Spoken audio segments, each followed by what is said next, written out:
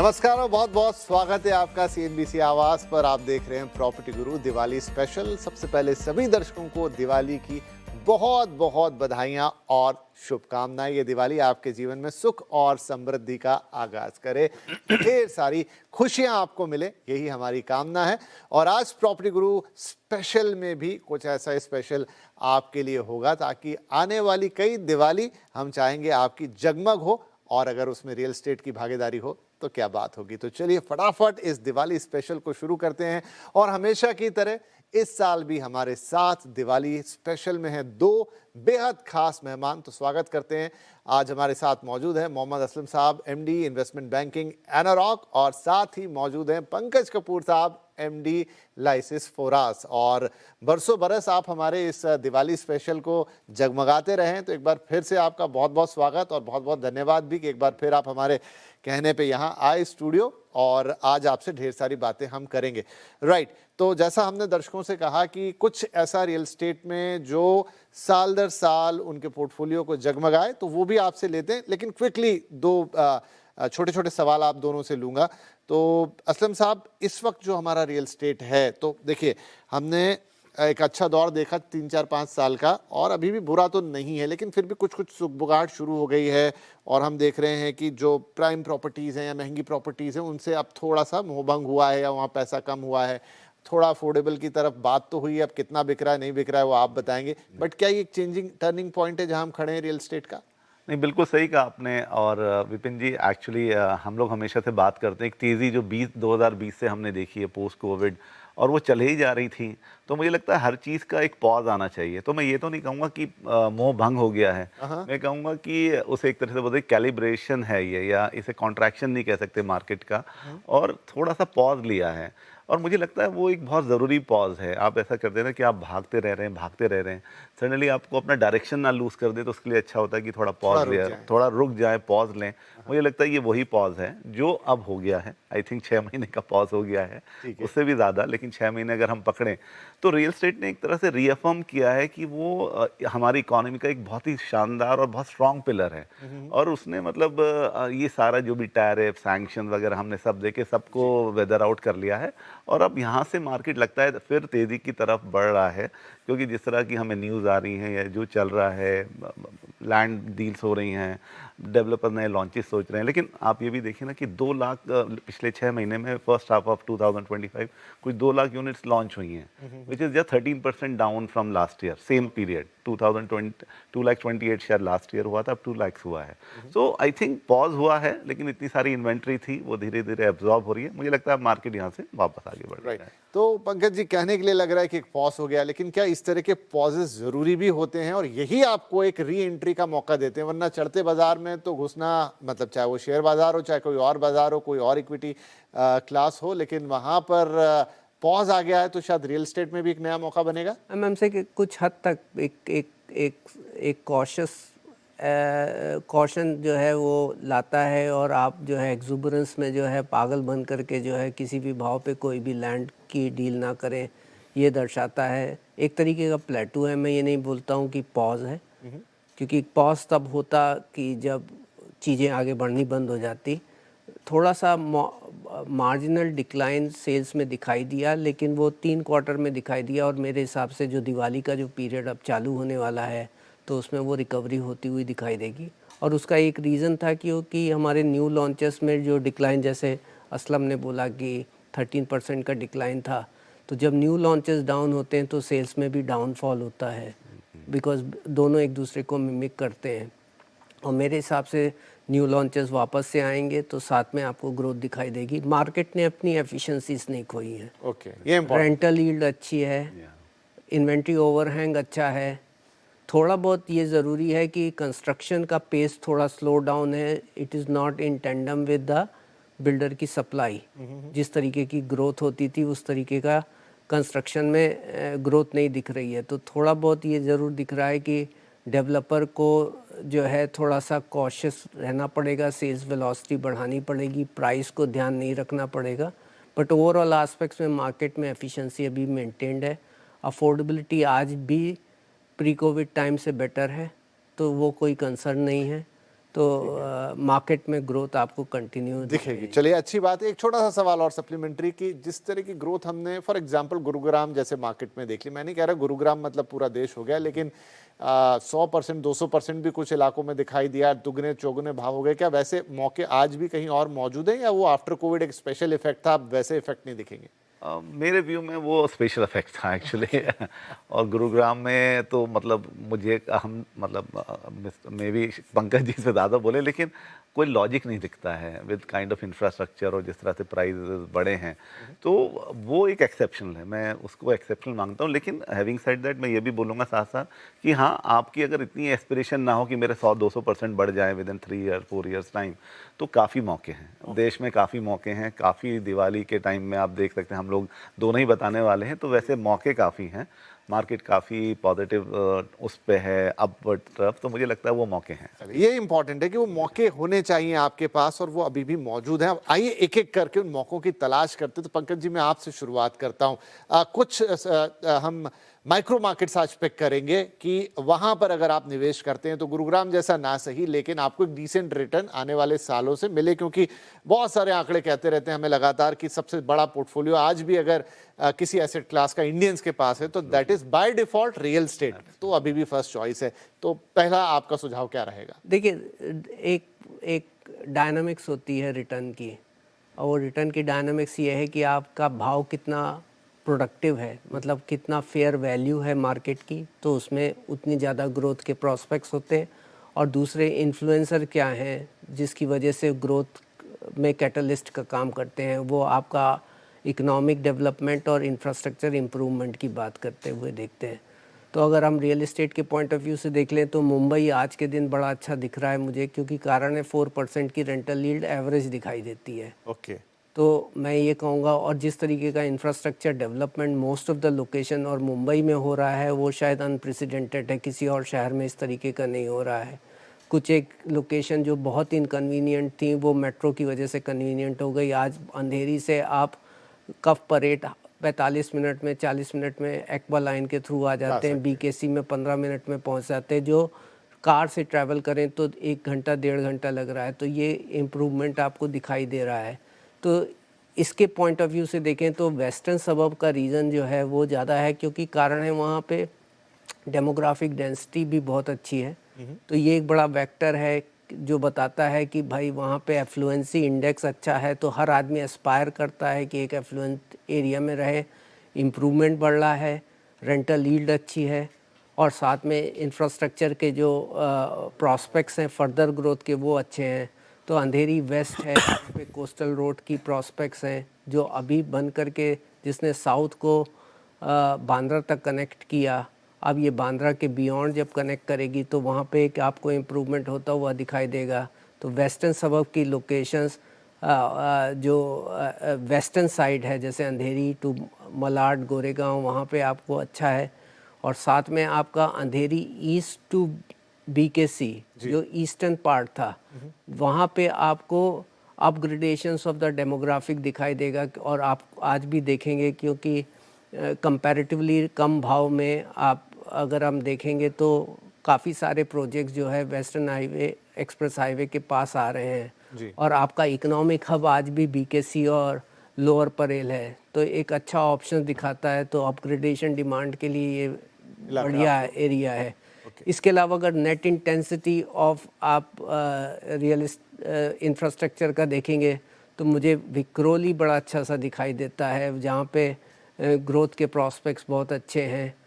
Peripheral regions में जैसे आपका भिवंडी, पेन, पनवेल, ये रीजन भी हैं, लेकिन वहाँ पे डेमोग्राफिक डेंसिटी कम है। तो तीनों वेक्टर जहाँ क्वालिफाई करते हैं वहाँ ग्रोथ प्रॉस्पेक्ट्स ज़्यादा अच्छे हैं। मैं खाली एक वेक्टर की तरफ नहीं देखूंगा, इसके लिए मैं वेस्टर्न सबब की लोकेशंस को ज़्यादा तवज्जो देने की। राइट, तो फोकल पॉइंट पकड़ सकते हैं उसका हम अंधेरी मतलब वो एक ऐसी सेंटर पॉइंट हो गई जहां से आप पूरे वेस्टर्न सबर्ब्स का एक सेंटर मान ले। तो वहां से लेके सर कह रहे हैं कि पूरी जो western line little Malad Goregaon, आप यहां तक आ जाएं, अपने बजट के हिसाब से आप वहां चीज़ें ले सकते हैं, लेकिन ये वो इलाके हैं जहाँ पर आपको भरपूर रिटर्न मिल सकता है। थोड़ा सा जो सेंट्रल साइड है वहाँ पर विक्रोले का भी उन्होंने नाम लिया कि उधर भी देख सकते हैं, लेकिन यही वो इलाका रहेंगे जिसमें मैं कहूँगा सेंटर पॉइंट फिर पकड़ा जाए, अंधेरी या उसके आसपास के 2-4 सबब्स, जहाँ पर आप अपने बजट, क्योंकि मुंबई एक महंगा शहर है, महंगा रियल एस्टेट है, हर किसी के बजट में एक साथ नहीं आएगा, लेकिन ये बात भी सही है कि सबसे ज़्यादा क्वेरीज जो आती हैं प्रॉपर्टी गुरु के अंदर ही वो आती हैं मुंबई में इन्वेस्टमेंट को लेकर। चलिए, तो ये तो हो गया हमारा पहला पिक। राइट, असलम साहब, आपकी क्या चॉइस होगी पहली? तो मेरी चॉइस रहेगी पूना के लिए। Okay. डेफिनेटली मेरा बायस भी है लेकिन लेकिन पूना अपने आप में एक ऐसा शहर है कि जो, अगर जैसे मुंबई की आपने बात की कि मुंबई एक है डेस्टिनेशन है, राइट, लेकिन अगर मुंबई के सब आपको एक्सपीरियंस करने हैं इन टर्म्स ऑफ आपका जॉब अपॉर्चुनिटी, आपको एक जॉब अपॉर्चुनिटी बोलूँगा, लाइफस्टाइल नहीं बोलूँगा, तो पूना में आपको जॉब अपॉर्चुनिटी के साथ एक लाइफस्टाइल भी मिलता है। आपका अपनी फैमिली को टाइम देना है और आपको अपना करियर भी मेंटेन रखना है, तो पूना से अच्छा मुझे लगता नहीं कोई शहर है। प्रॉक्सिमिटी ऑफ मुंबई से होने से उसको बहुत फ़ायदा भी हुआ है, पूरा कमर्शियल हब के पास है, तो मेरे ख्याल से हर चीज़ जो मुंबई में है वो पूना में अवेलेबल हो जाती है। तो पूना अपने आप में एक्चुअली अगर आप देखें तो जो आज की डेट में जो 63% लोगों की चॉइसेस है कि 90 लाख टू 1 करोड़ 50 के बीच में लोग लेना चाहते हैं, वो पूना में Budget बहुत friendly अबेंडेंस में अवेलेबल है। तो उसके चलते मेरे दिमाग में जो लोकेशन है विद इन पुणे की, अगर आपको एक अच्छा इन्वेस्टमेंट डेस्टिनेशन देखना है तो वो वाघोली है। वाघोली, ओके। वाघोली आपको पूना ईस्ट में आता है और एक्चुअली खराड़ी से लग के एरिया है। खराड़ी अपने आप में ईस्टर्न पार्ट ऑफ पूना में एक पूरा आईटी हब बन गया है, Right. Commercial come IT hub. आप नाम लीजिए और हर तरह की कंपनी वहाँ मौजूदा है, गूगल से लेकर किसी का भी आप नाम लीजिए। तो उससे जो एक इकोनॉमिक ड्राइवर्स है, अगर आप उससे बात करें तो उसके जो जॉब क्रिएशन है वो काफ़ी अच्छे हैं, तो उससे वाघोली को बहुत फ़ायदा हुआ है। तो इन सम डेवलपर्स के अगर उसमें नाम में बोलें तो उसे खराड़ी एनेक्स भी बोलते हैं, जी, जस्ट वो प्राइस का एक फ़ायदा लेने के लिए। तो सारे टॉप डेवलपर्स वहाँ पे आपके, चाहे लोडा हो, रहेजा हो, गेरा हो, वो सब वहाँ पे अवेलेबल हैं और काफ़ी अच्छा काम कर रहे हैं। और जो पिछले 4 से 5 साल में वहाँ पे ग्रोथ देखिए in terms of pricing, so average pricing कुछ 6000 6500 होता था पोस्ट कोविड, और आज हम लोग वहाँ अराउंड 9000 पे हैं। तो एक अच्छा रिटर्न ऑलरेडी दे चुका है, लेकिन अभी पोटेंशियल काफ़ी है Okay. क्योंकि इंफ्रास्ट्रक्चर काफ़ी वहाँ पे भी डेवलप हो रहा है। सो आपका मेट्रो का एक्सटेंशन ऑलरेडी अनाउंस हो गया है, काम भी चल रहा है उस पर, तो आपको कुछ ही दिनों में मेट्रो वहाँ तक हो जाएगी। रिंग रोड जो एक बहुत बड़ा सपना है पूना का कि रिंग रोड कंप्लीट हो, तो आई थिंक फर्स्ट फेज़ वो वाघोली में और खराड़ी में ही जाके स्टार्ट होगा, जिससे कि एक जो आज की डेट में जो हम एक कंजेशन देखते हैं इन टर्म्स ऑफ ट्रैफिक का, वो बहुत ज़्यादा ईज आउट हो जाएगा। Okay. और एक रिंग रोड आने से ये होगा कि जो इलाके हैं उस एरिया में जो काफ़ी लैंड है, जो आज की डेट में अभी वहाँ डेवलपमेंट नहीं हो रहा है, लेकिन रिंग रोड स्टार्ट होने के लिए, जो कि मुझे लगता है 1-1.5 साल दूर है, तो वो वहाँ पे काफ़ी डेवलपमेंट आना शुरू हो जाएगा। तो एक अच्छा मौका है कि अगर किसी को आज इन्वेस्ट करना है तो वाघोली में अच्छा पिक कर सकता है, और फ्यूचर में उसके प्राइस एप्रिसिएशन के बहुत चांसेस भी हैं। राइट, तो हमारी दूसरी पिक हो गई वाघोली, जो कि एक उभरता हुआ इलाका है खराड़ी के एडजेसेंट। तो जैसा बताया कि बहुत खूबियां हैं वहां पर, और खराड़ी का IT hub in the eastern side of Pune, और उसके पास उभर रहा है वाघोली, जहां पर निवेश के पूरे मौके बनते हैं। अब थोड़ा नेक्स्ट गियर लगाते हैं, थोड़ा जल्दी जल्दी बात करेंगे। अगला आपका पिक क्या होगा यहाँ पे अंकित जी? देखिए, मैं हैदराबाद कोकापेट की बात करता सीधे हूँ। हम मुंबई से हैदराबाद जाएंगे। हाँ, मैं, क्योंकि कारण है कि अगर आप देखिए तो वो एक एरिया है जहाँ पे तीनों वेक्टर कनेक्ट होते हुए देख रहे हैं। एक तो आईटी हब के पास में है गच्चीबावली के, और साथ में कोकापेट में नियोपोलिस और उसका जो गवर्नमेंट का एसईजेड है वो बन रहा है। 4 या 5 बड़े बड़े जो है आपके कमर्शियल के डेवलपमेंट हो रहे हैं। रेजिडेंशियल भी सबसे ज़्यादा वो बन के आया। एक बड़ा इंटरेस्टिंग पॉइंट है कि 50075 जो पिन कोड है वो कोकापेट का पिन कोड है, एंड ये हाईएस्ट कंट्रीब्यूटर है सेल्स का पिछले साल का। अच्छा। तो और सारे बड़े डेवलपर्स हैं, प्रेस्टीज है, माई होम है, राजा पक्षा है, एंड काफ़ी सारे बड़े बड़े डेवलपर हैं। हालांकि एक लग्जरी सेगमेंट का मार्केट बन करके आ रहा है, बट क्योंकि वहाँ पे रिंग रोड से कनेक्टिविटी है, फाइनेंशियल डेवलपमेंट डिस्ट्रिक्ट बन करके आ रहा है, तो आपके जॉब क्रिएशंस की प्रोबेबिलिटीज़ बहुत ज़्यादा है, प्लस रेजिडेंशियल हाई एंड बन के आ रहा है। तो इन तीनों के हिसाब से अगर हम देखें तो कोकापेट हैदराबाद में वो एक बड़ा अच्छा सा मार्केट है। दूसरा, क्योंकि हम साउथ की बात कर रहे हैं और कल ही अनाउंस हुआ है कि AI सिटी विशाखापट्टनम की बात, मैं उसको भी बोलूँगा कि आप नज़रें बना करके रखिए। अगर ये होता है तो वो एक आपके लिए एक अच्छी सी अपॉर्चुनिटी बन के आता है। और चौथा, मैं स्पिरिचुअल सिटी के पॉइंट ऑफ व्यू से बोलूँगा कि लेकिन हम उस पे आते हैं एक एक करके, नहीं तो दर्शकों की वो लिस्ट थोड़ी सी एकदम हो जाएगी कि ये 3-4 चीजें कहाँ से आ गई। लेकिन आपने कहा कि कोकापेट इन हैदराबाद, और साथ में लगे हाथों नाम ले दिया विशाखापट्टनम का, क्योंकि वहाँ एक बड़ा डेवलपमेंट हुआ है, $1 बिलियन वहाँ पे इन्वेस्टमेंट आ रही है गूगल के AI सेंटर की, तो वो निश्चित तौर पे एक बोनस पिक हो गई पंकज जी की तरफ से दिवाली पर आपके लिए। एक छोटा ब्रेक लेते हैं यहाँ पर, लेकिन अभी और 3 हीरे नायाब से हमारे इस शो में बाकी हैं। वो 3 कौन सी लोकेशन होगी जो आपको आगे बहुत बढ़िया रिटर्न दिलाएंगी? छोटा सा ब्रेक, तुरंत हाजिर। Welcome back. CNBC आवाज पर आप देख रहे हैं property Guru Diwali special, presented by signature global. और ब्रेक से पहले 3 ऐसी लोकेशन जहां अगर आज इन्वेस्टमेंट होता है तो कई दिवालियां जगमगाएंगी, लेकिन ऐसी 3 और बढ़िया लोकेशंस बाकी हैं, और कुछ बोनस लोकेशंस भी आपको ऑलरेडी मिल चुकी हैं, जैसे विशाखापट्टनम। राइट, चलिए तो आगे बढ़ते हैं। हमारे दोनों मेहमान हमारे साथ बने हुए हैं। असलम साहब, आपका अगला पिक क्या होगा? सर, सपनों की नगरी मुंबई, लेकिन मुंबई 3.0। अच्छा, तो मैं एक्चुअली यहाँ पनवेल के लिए बात करना चाहूँगा। ठीक है। आई थिंक अभी हमने पंकज जी से भी सुना, हम सभी जानते हैं जो भी इंफ्रास्ट्रक्चर डेवलपमेंट हो रहे हैं पूना में, मुंबई में। लेकिन मुझे लगता है कि अगर किसी को उसमें पार्टिसिपेट करने का, मुंबई काफ़ी प्राइजेस काफ़ी हाई है, लेकिन आज भी अगर किसी को पार्टिसिपेट करना है तो पनवेल इज़ द डेस्टिनेशन। और अब तो नया एयरपोर्ट भी आ गया। नया एयरपोर्ट आपका आ गया है, अटल सेतु ओपन हो गया है, मुंबई पुणे के बीच में मिसिंग लिंक शुरू हो जाएगा। एयरपोर्ट आने की वजह से जो मेट्रो का काम है वो और फास्ट हो जाएगा। तो मुझे लगता है कनेक्टिविटी की कोई भी दिक्कत नहीं है, with good roads and all. तो ये एक डेस्टिनेशन है कि जिन लोगों ने मुंबई की जो ग्रोथ में पार्टिसिपेट नहीं कर पाए थे, जो अभी नहीं कर पा रहे हैं अपना प्रॉपर मुंबई में या नवी मुंबई में नहीं कर पाए, तो जिनको आज इन्वेस्ट करना है, तो मुझे लगता है ये एक बहुत सुनहरा मौका है कि मुंबई 3.0 से बोला जा रहा है, उसमें इन्वेस्ट करना चाहिए। सभी तरह के अच्छे डेवलपर्स ने हम ऑलरेडी प्लान कर लिया है, तो आप चाहे तो आई थिंक लोगों के थोड़ा बजट में भी आ जाए। बजट में आता है, वेरी इंपॉर्टेंट। वही मैंने कहा, जो पार्टिसिपेट नहीं कर पा रहे बिकॉज प्राइजेस की वजह से, वो आज कर सकते हैं। चाहे आप प्लॉटिंग में करना चाहें, चाहे अपना फ्लैट्स में करना चाहें, कमर्शियल में करना चाहें, क्योंकि हर तरह के डेवलपमेंट प्लान है, तो उस पर बिल्कुल नज़र रखनी चाहिए और फ्यूचर बहुत ब्राइट है उसका। चलिए, तो अगला जो सितारा हो गया, अगली जो लोकेशन हो गई वो हो गई पनवेल, जो कि मुंबई 3.0, मतलब मुंबई के 2-3 अलग अलग हिस्से हैं बड़े बड़े, जो मुंबई को जानते हैं उनके लिए भी, और जो नहीं तो ठाणे, नवी मुंबई, ये सब आपने सुना है। लेकिन पनवेल में नया एयरपोर्ट है और उसके आसपास अब काफ़ी एक्टिविटी, तो एक और ये आपकी लिस्ट में हो गया। पंकज जी, आप किसी धार्मिक नगरी का जिक्र कर रहे थे। मैं तो ये देख रहा हूँ कि जिस तरीके का हमने कुंभ का एक फिनोमेनन देखा, और आने वाला कुंभ 2026 से 2028 का जो पीरियड का वक्त है, इस पीरियड में नासिक में होने वाला है। और नासिक की एक्चुअली अपनी खुद की खूबी है, करीब 500 से ज़्यादा तो आज के दिन ऑलरेडी प्रोजेक्ट्स हैं, अच्छी खासी सेल्स है, educational infrastructure, medical infrastructure, climatic condition और साथ में इंडस्ट्रियल इंफ्रास्ट्रक्चर, सारी चीज़ें अच्छी है। और मुंबई से उसके क्लोजनेस बताती है, और साथ में पंचवटी और शिरडी की के पास होने, त्र्यंबकेश्वर के पास होने का, तो उसके पास बहुत सारे ऐसे वैक्टर दिखाई दे रहे हैं जो बड़ा ही अट्रैक्टिबिलिटी करेगा।